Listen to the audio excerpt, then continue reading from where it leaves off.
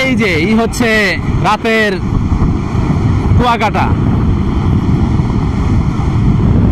আপনারা কুয়াকাটা অথবা কক্সবাজার যে কোনো পর্যটন কেন্দ্র, বাংলাদেশের যে কোনো পর্যটন কেন্দ্রে যাবেন, এই পর্যটন কেন্দ্রে যাওয়ার পরে এই যে বিচ বাইক, তারপরে হচ্ছে এই হুন্ডা, তারপরে হচ্ছে ক্যামেরাম্যান, যত কিছু নেবেন, যত কিছু এগুলা প্রত্যেকটা পাই টু পাই বুঝে কথা বলে তারপরে নেবেন।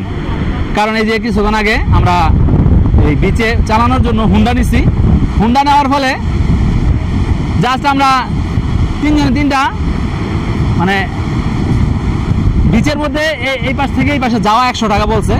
জাস্ট আমরা একটা ভিডিও করার জন্য জাস্ট আমরা একটা রাউন্ড দিছি, তিনজনে 3টা রাউন্ড দিছি আর কি, একটা জায়গার মধ্যে পানির দিকে।